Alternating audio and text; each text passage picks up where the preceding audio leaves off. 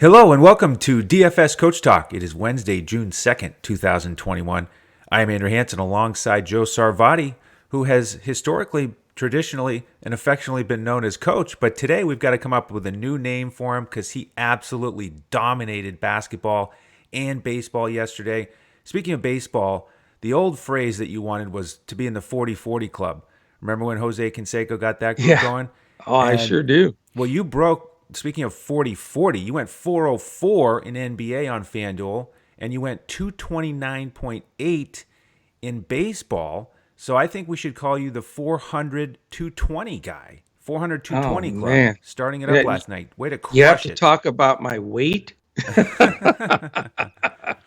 No, I'll tell you, man, I thank you for the intro and all the hype. I mean, it was just one of those nights, I mean, it's awesome to see that, you get punched in the gut with some crazy variants and weird things that happen sometimes with overtime games and different things, reverse calls or homers that are pulled back over the fence. But yesterday was just one of those days, Andrew. It just all fell into place. And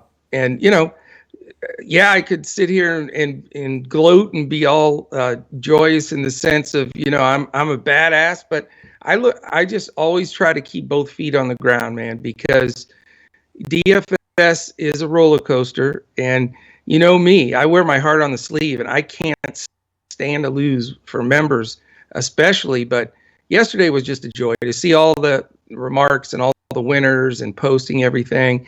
And to be able to have a top less than 0.5% winning lineup in both sports, especially with that incredible performance, by Dame. And it was a surreal night, it really was. Oh, it was terrific. A perfect way to balance out the double overtime game with Steph and Joker. And man, those shots from Lillard were just incredible. One after another. Step back threes, guys in his face. So clutch. That was so much fun to watch, Unreal. not to mention watching your lineup shoot up the leaderboard. I'll tell you what, if I didn't have a penny on DFS and I watched that game, I still would have been jumping all over the place because, I've watched, I have no idea what the stat is, but I bet you I've watched 90% of NBA playoff games since around 76. That's a lot of years and a lot of games, and I'm serious. I really don't miss them. And I believe that was one of the 5 best single performances by a player I've seen in a playoff game was what Dame did there. There's the Bird game, there's the MJ game, Magic's game when he played center for the Lakers the one time.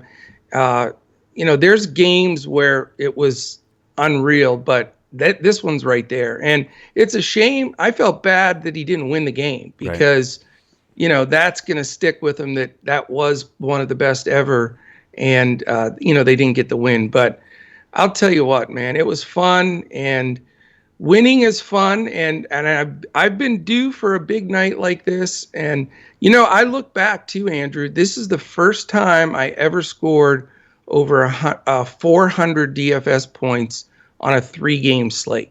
So that's how weird this was. And I've been playing, almost 7 years. So fun stuff, man. Can we do like a Groundhog Day and just do that again today? Well, I'm wearing my white hat again because it was good luck yesterday. And this is the second day of June. So why don't we just do it every day of June?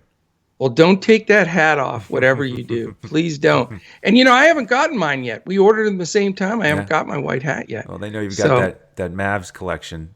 Well, yeah, I had to go with the Mavs. I hope our DFS group understands. I mean, this is game 5. If they win this game, they got a great shot. If they lose this game, it's basically over. They've lost 2 in a row. So I had to pull out everything. I got my Mavs gear on already because biggest game, probably the last 10 years for the Mavs since, they won it basically in 2011. So this is going to be a fun one tonight. And I expect, I think the Mavs will show up better than they did in that last one. I sure hope so. They sure need to. And we'll work towards that. in Game 4. We're going to build a 2 brains are better than 1 lineup on FanDuel as a GPP. So we'll work Yes. towards that through the show, invite people to play it, and we're going to try to uncover whoever's going to play like Dame tonight. By the way, Coach, I do believe it was the first time in NBA history, let alone playoff history, that a player scored 50 points, had 10 or more assists, and 10 or more three-pointers. So it was a one-of-a-kind outing Yeah. for Mr. Lillard. Just tremendous. Well, that was the most threes ever in a playoff game, 12. right. And, but that doesn't tell the story. That's what, if you look at those stats 5-6 years from now, when people forget games, how many of those shots did he make to tie or take the lead or take the tie back again? Right. I'd say at least 6 of those or 7. Every time they needed it, he did it, and it was not an easy shot any of the times. No. And just all the other stuff that we don't even talk about that was going on. Covington misses 2 dunks. Right. And, that was bizarre. And then you have, weird stuff like my man Morris there missed a foul shot. He missed a layup. Right. It was fun. And then, like you say, trying to watch that, be excited. The Discord's blowing up. Our lineups are moving up the chart. Man, I'll tell you, it's like, I equate it to golf, which I'm not that good at. I love to play, but it's like that one hole where you sink like a 25-footer for birdie.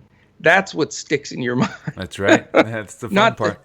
Not the duck hooks in the woods. We forget about those, don't we? We do, man. So all right, well, it was fun. I love it. Let's go. Sure. Let's go. Yeah, 25-foot birdie putts today all day long, starting with Washington, Philly, the only 7 o'clock game. And this one's 3-1 Philly. So are they going to close it out at home with Embiid doubtful? Yeah, I mean, I'm almost positive he's not going to play, in my opinion. So I did my preparations with him out, but it's only a 6-point spread, which I thought was pretty fair. So Philly by 6. It's a 229.5 over under. So it is the biggest number on the board again. And we have one other one that's close, and then we have 2 big tear down games as far as totals. So right out of the chute here, Andrew, we got to get busy on this game and figure out, exactly what's going to take place. So what is the Embiid effect? For me, it's more defensive than offensive. I always talk about it. I think he's one of the top 2 or 3 defenders in the league. And it does open some things up for Washington at the basket. And all that's going to do is help Westbrook and help Beal.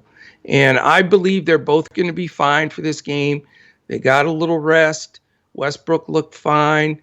So the things we need to talk about, first of all, when we're looking, digging in on this Washington team, they lose Bertans. He's out for the rest of the series. So, their 3-point shooter, probably 10 shots a game and a good, 25 to 30 minutes is going to have to be eaten up by somebody else. So that's number one.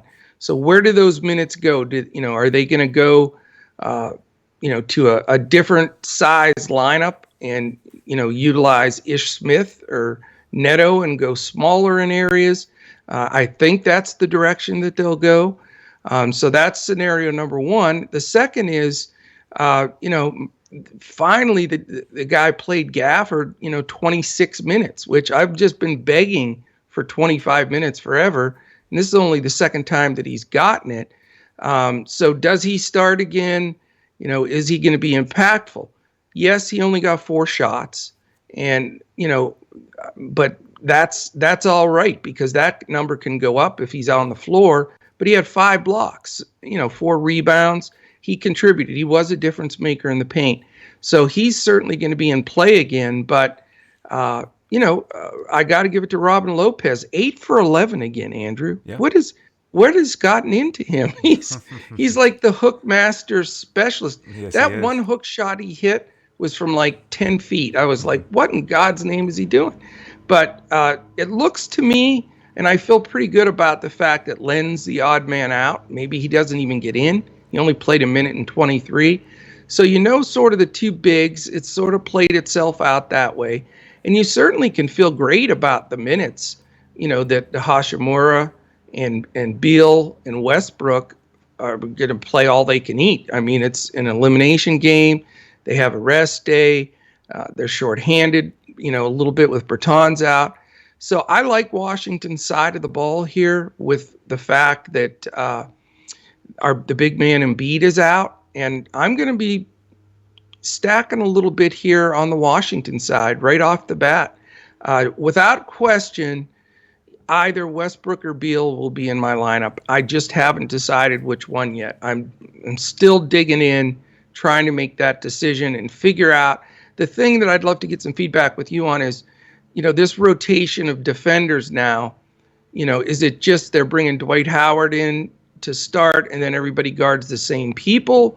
Or do you anticipate Doc's going to do a little bit of his funny business and start, smaller guy and then rotate everybody around? That's what I'm trying to figure out to make the determination on Beal and Westbrook.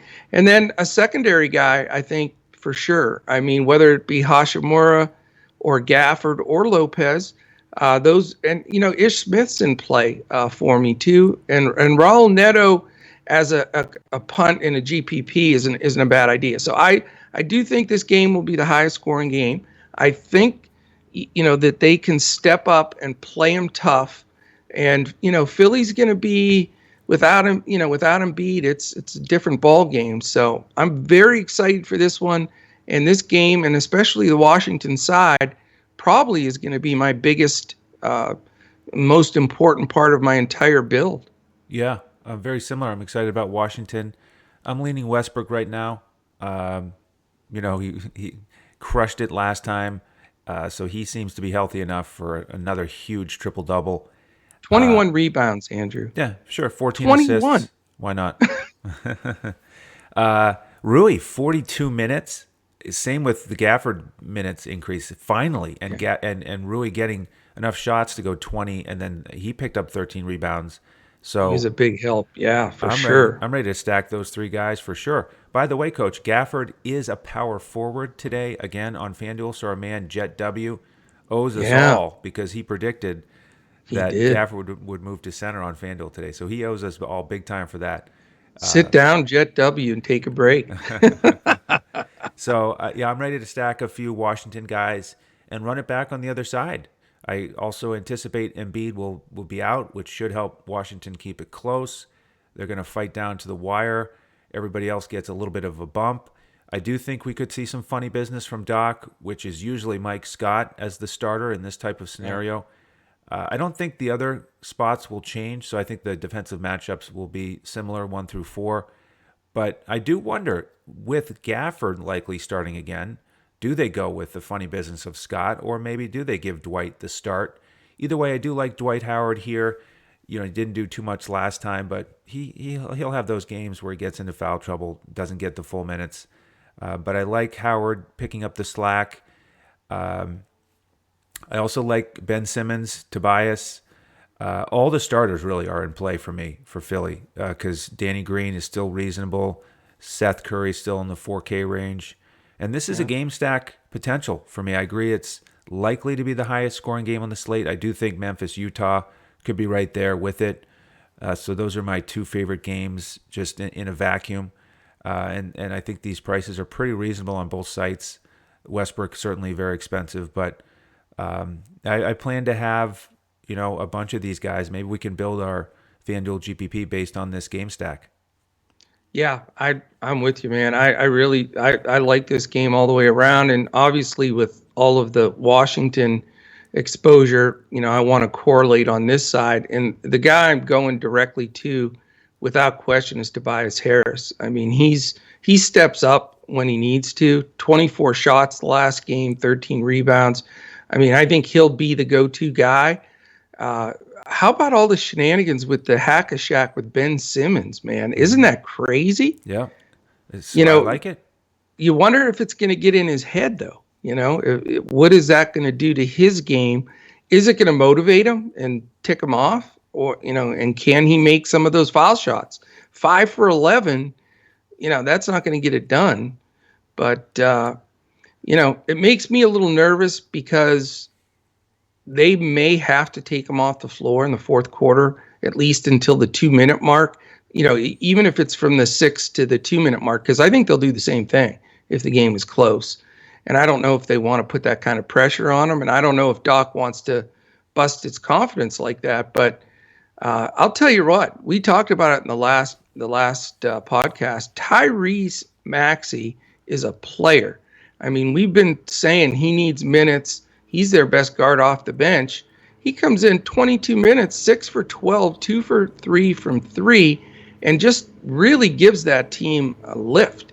So, I'm toying with the Tyrese Maxey as the last guy in value play. Certainly going to use him in in a GPP, but I like the fact that he's the hot guy. Doc goes to the hot guy a lot, and with Simmons struggling so bad from the line, he may grab a few extra minutes in that fourth quarter.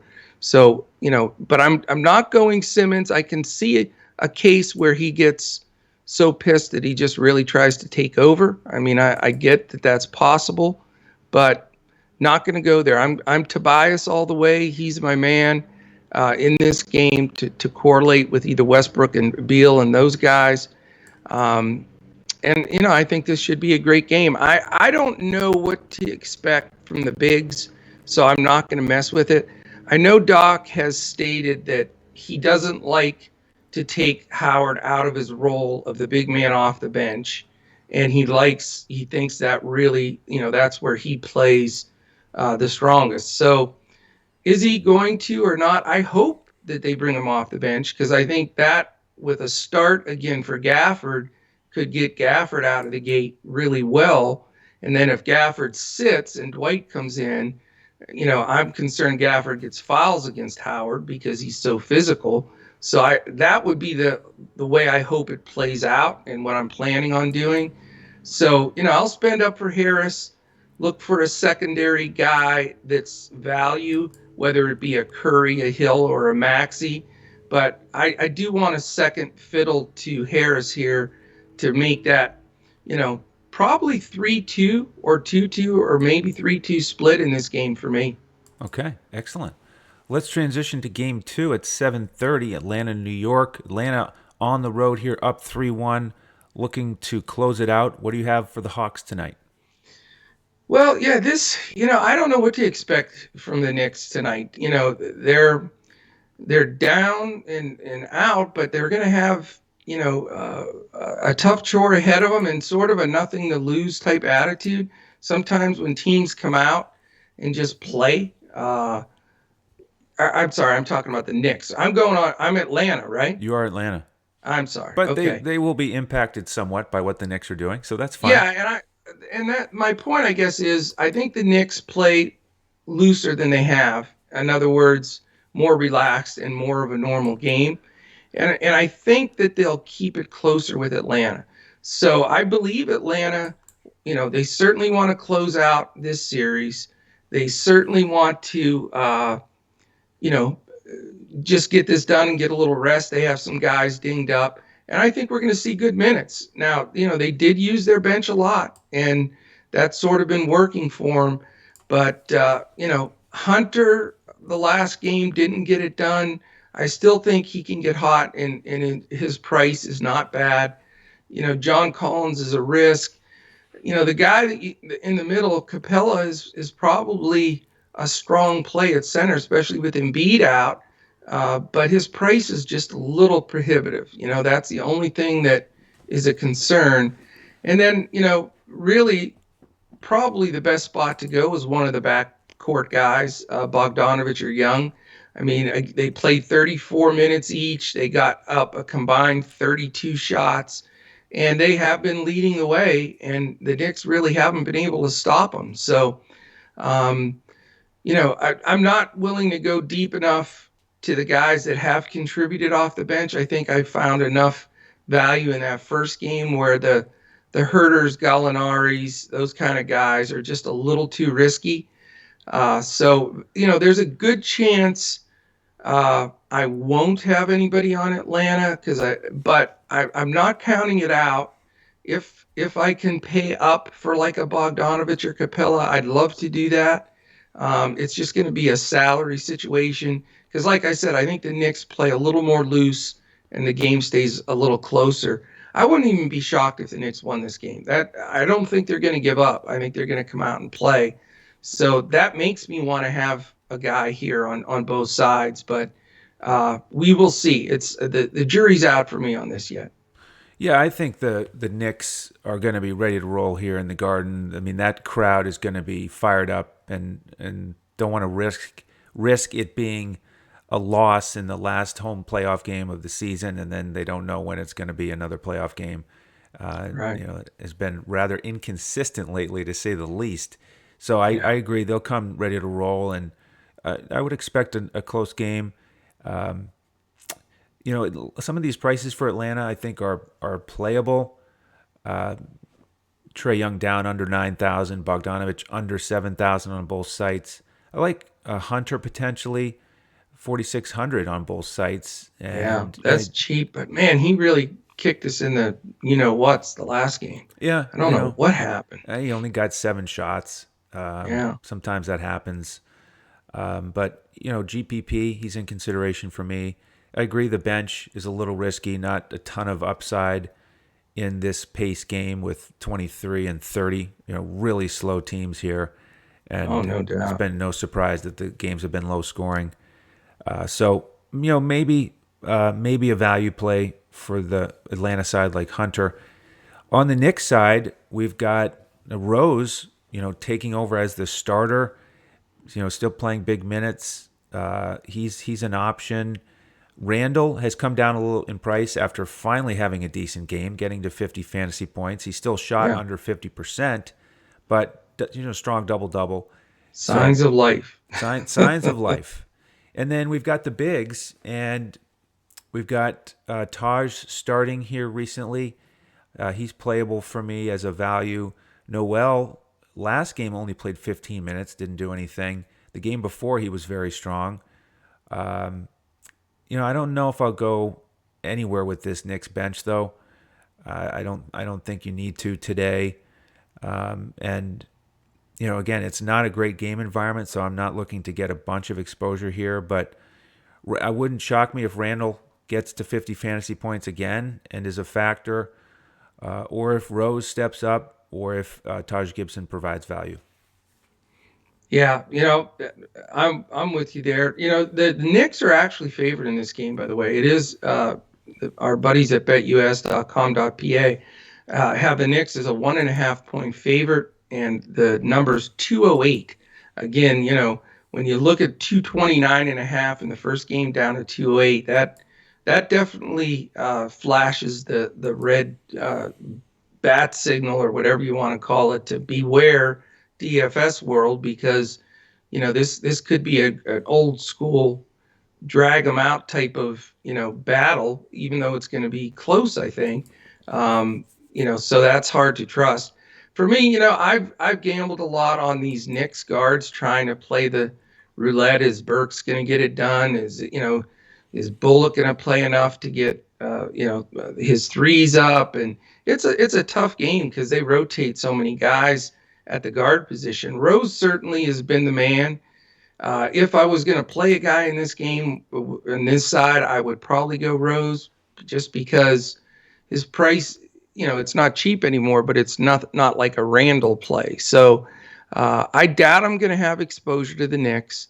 I do think Randall will play better again, and I think D Rose is a reasonable play, but everybody else is just, for me, too much of a gamble. Or the pricing's just not quite right. So I think that's going to do it for me on the Knicks side. And I'll probably come out of here with one Hawk and no Knicks, more than likely. Okay. Well, halfway through the slate here, Coach, before we get to Memphis, Utah, and before we get this Two Brains lineup going, we have a drawing today. We have couple of winners to pick out and announce. Are you ready for this occasion? I am. I'm clicking on the randomizer. I have it loaded with all of the names that our man, John Wiehausen, is that right? Did I say it right?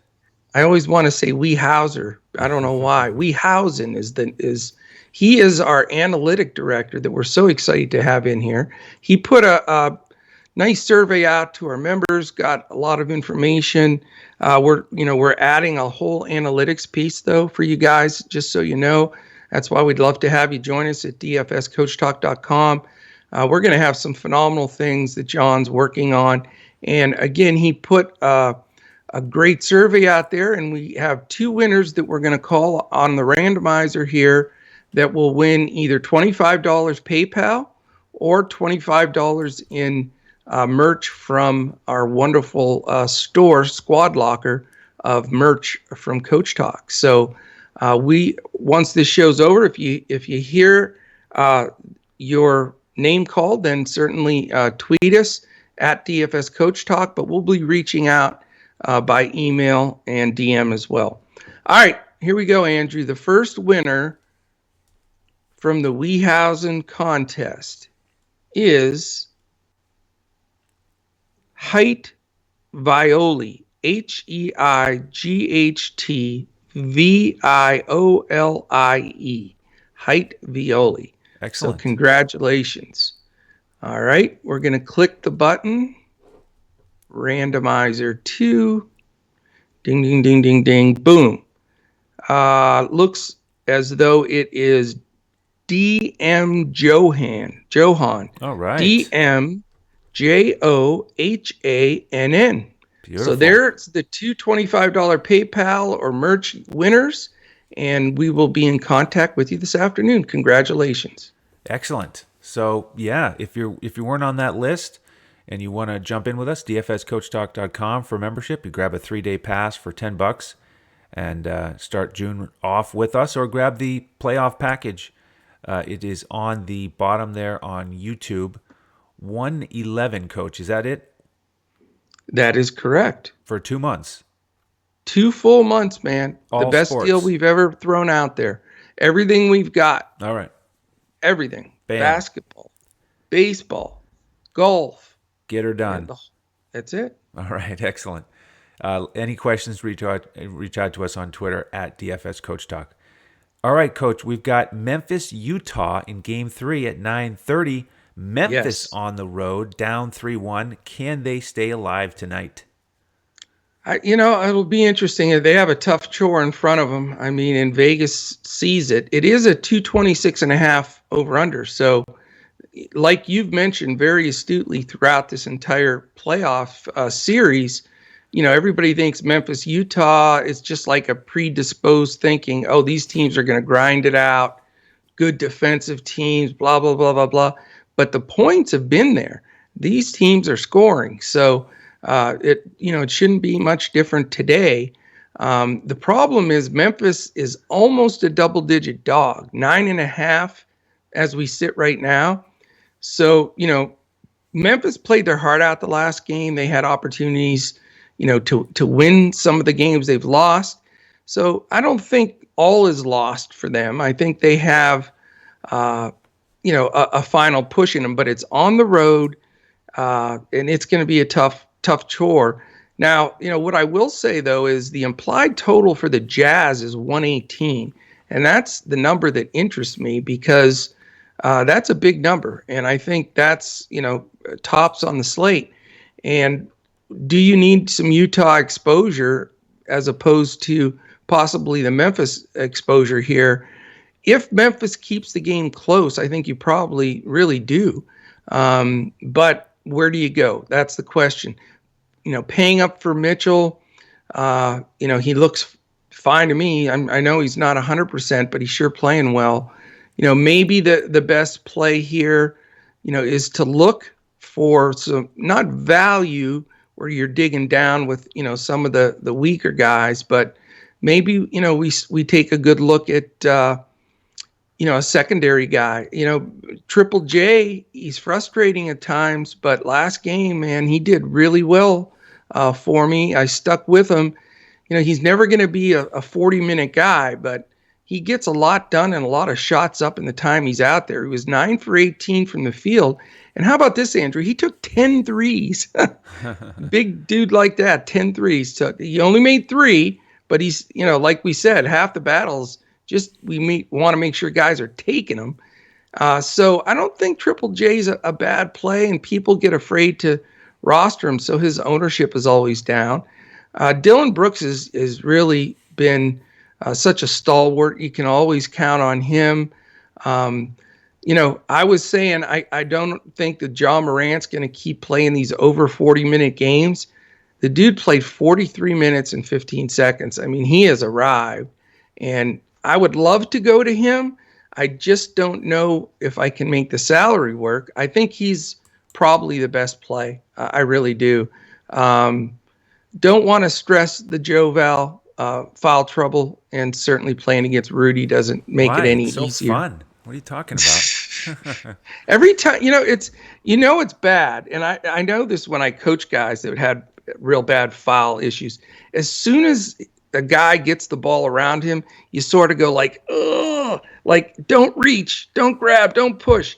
I mean, he's just so, and same thing with Jackson though. I mean, he does the same thing, but, so I don't know, for me, I'd like to have, again, I use most of my roster build in that first game, but, a Brooks or, a Ja would be a dream if I can make it work here. Not sure I want to gamble on the Kyle Anderson. He's been terrific, but he certainly smoked a lot of people this last game. And then after that, I felt like I was fortunate to get what I got out of Grayson Allen.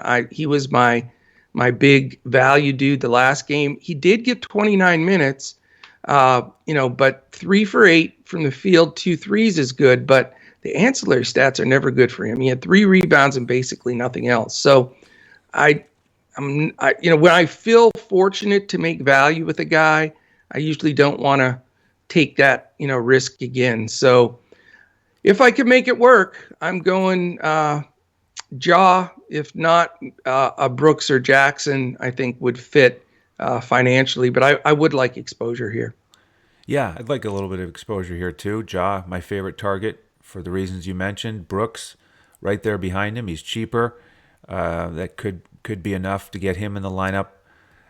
Kyle Anderson would be next for me, but I agree. He's a little risky at that price, and I'm not interested in those bigs today.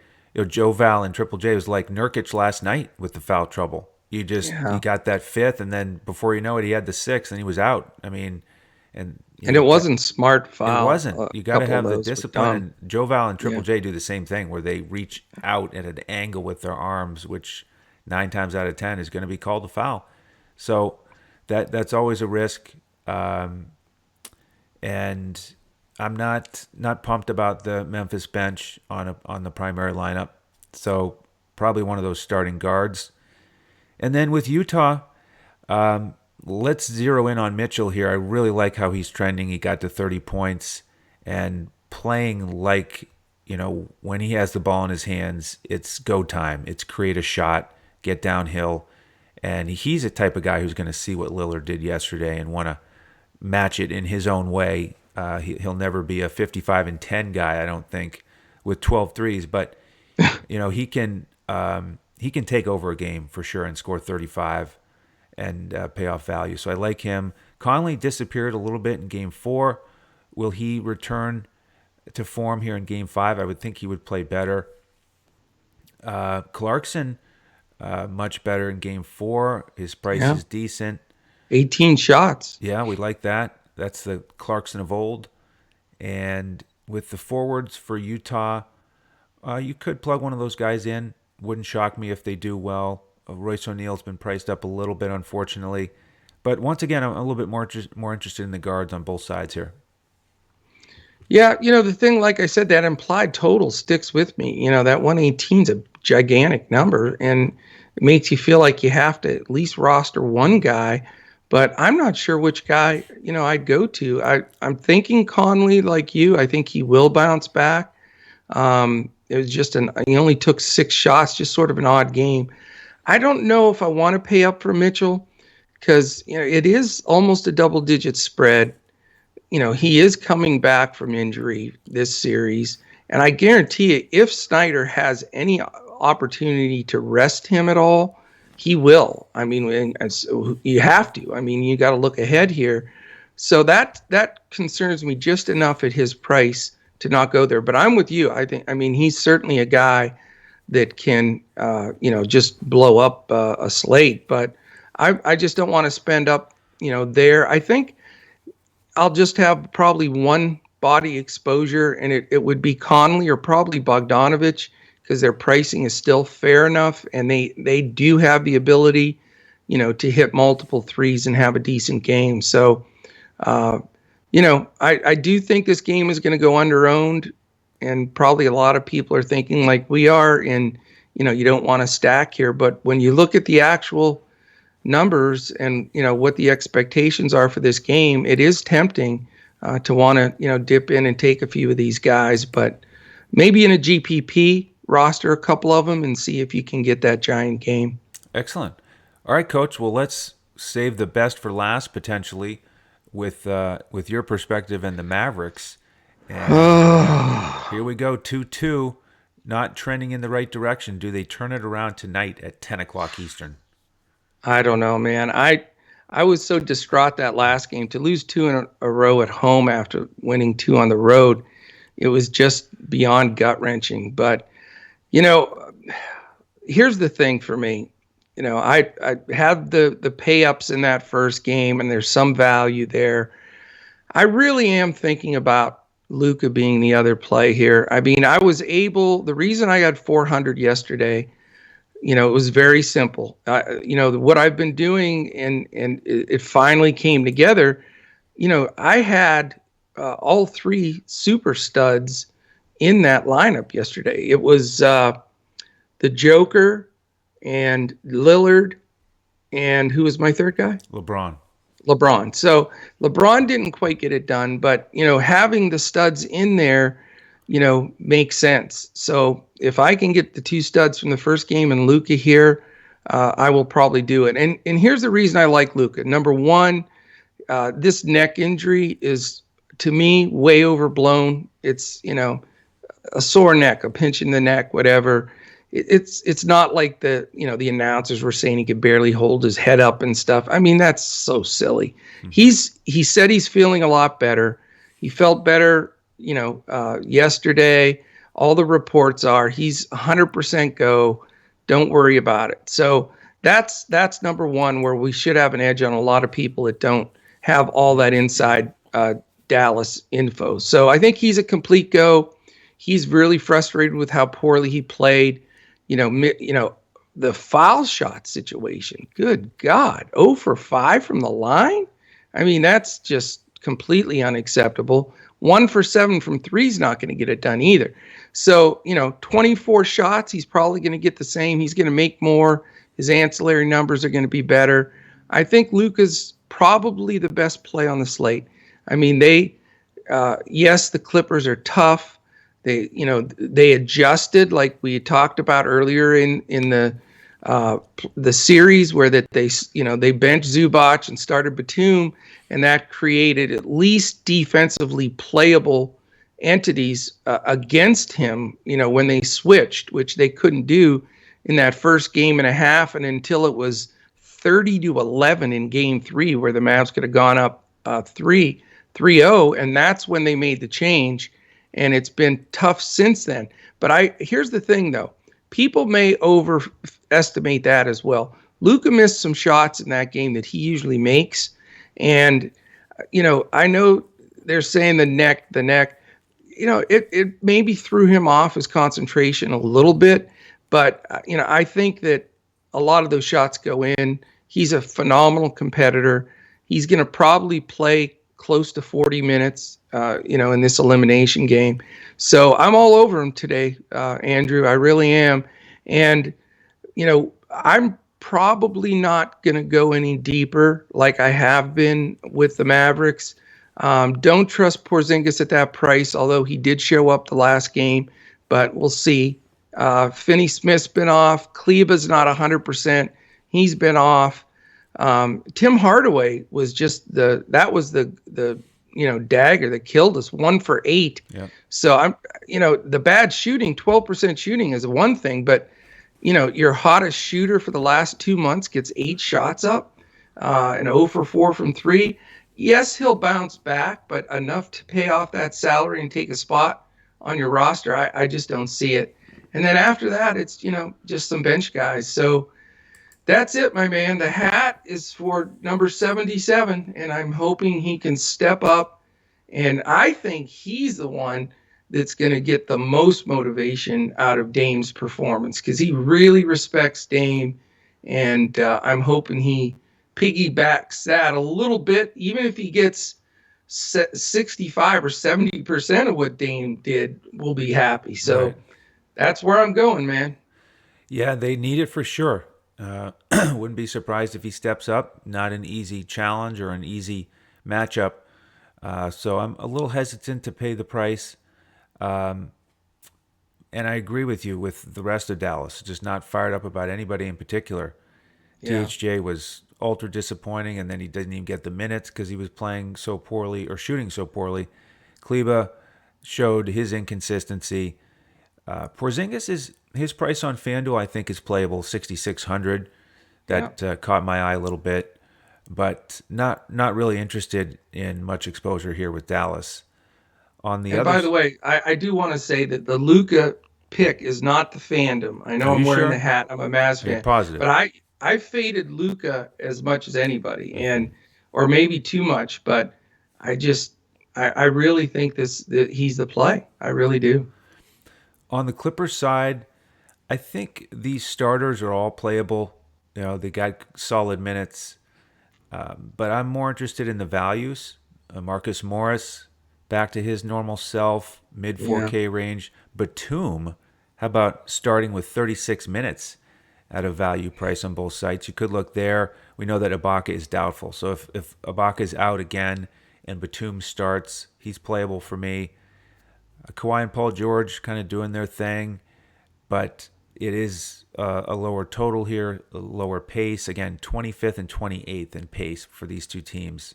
Right. And that's why we get scores like 106 to 81 that you just don't want a lot of exposure to when you've got Washington and Philly and Memphis, Utah likely pushing 230 or more. So I don't really think I'll pay up for Paul or Kawhi in the primary lineup. Reggie Jackson and Rondo are the guards to consider for the Clippers, of course, with Beverly getting pushed out of the rotation. Yeah. But I do prefer, if I'm going to go with the Clippers value guy, probably Marcus Morris or Batum. Yeah, no, that's a good call. Obviously, I'm not going to have any salary left for Kawhi or Paul George, and they've only shot like 90% in this series. I mean, Kawhi's shooting percentage for this series, do you know that he's shooting like 75% from the field? Yeah. I mean, that's not human. There's just no way. And it's not like he's all dunks, not like a Gobert inside. I mean, he's taking threes with hands in his face and driving shots. I've been amazed. He just amazes me. Uh, but the reason from the DFS standpoint is I do think they split the stardom role and they're both priced high. So, it just comes down to that. Luke is going to have the weight of the world on his shoulders. Kawhi and George can share that. And that, takes a little bit of DFS play away. I mean, Kawhi had 15 shots, although he made 11. I mean, you can't keep shooting 70, 80%. And George only had 16. So, that's just not enough shots for me. And they also share rebounds and everything else. They're both awesome, but I don't want to pay up. I'm with you. I like a couple of value plays here. Marcus Morris, I think, will continue to get like the 30 minutes he got here because he played much better. He hits the glass, and he's sort of the pseudo center with this shift to Batum starting for Zubats, and that's just going to get him a lot more action in the paint. And I think he's a really solid play at that price. So he's my favorite there. Reggie Jackson has not disappointed. He's getting the minutes. He's the point guard in this series. And, 30 minutes, got 12 shots up, does some other stuff as well. And I think he's also in play at a good price. Rondo's a finisher. He's it's questionable to take him definitely in a GPP for sure. But if he gets 20, 25 minutes like he's been getting, he generally is on the floor to close, and he's a phenomenal closer, and he's going to grab some rebounds. He's going to get steals. So he's a sneaky little play that would be a definite GPP and just maybe miss the cut for me on that side of the ball. But those are the guys that I would consider, those three secondary guys. I'm not sure I want to buy into the Batum good game here with the big minutes, although I think he will get the big minutes again. I just don't know if he'll be able to produce what we need. So it's going to be an interesting game. There's no doubt about it. I do want to let you know what the spread is here. It is 7.5 Clippers. So on that borderline of concern, and 217.5 over under. So it's quite a bit higher than the Hawks Knicks, but the same distance, 9 less really than the Grizz, and even a little less than that from the Sixers. So a game that is going to be hard played. I think to have some exposure is good, but I do think Luke is the best play in that game. I really do, and I think he's going to step up. Okay. Well, we are now ready for the Two Brains lineup. And all right, what we usually do is we go back and forth and we alternate picks. And that's fine, Coach, if you want to stick with that. I did want to throw in a potential other option, which is that I've been tinkering with a lineup here with a couple guys based on some of the stuff you've said during the show. I could share it with you, and if you like it, we stick with it. If not, we plug it in, we just start pivoting, or we start from scratch. But I thought it might be worth a try. Let's give us your lineup, or give the lineup you put together, and then I may choose to tweak a little, if that's okay. Absolutely. So it starts with a 5-man stack in Washington, Philly. It has Westbrook. I got to click on these when you say them. Okay. So Westbrook, 11.5. Hashimura, 52, small forward. 52, Hashimura, he's in. Okay. Gafford, 51, power forward today. I don't like Gafford that much, right? Yeah, see, I didn't think you'd like that part of the lineup. While you're at power forward, we've got Tobias Harris, 82, running it back on the other side. It sounds like you just read my mind so far. And here's the biggest nod to you. Maxey, shooting guard, 4,400. That's a perfect GPP play. Okay, hey, so we're off to a good start. Yeah. Now, where do I turn next? How about a guy that you like? I don't know if he would be the next guy in your lineup, but John Morant, 8,200. Okay, we pay down for him. Okay. That allows us to pay up for Mitchell at 8,300 as our shooting guard. Okay. Then we have DeAndre Hunter, 4,600 small forward. Okay. And then we have Taj Gibson as our center for 4,500. Okay, my fervor has lessened a little.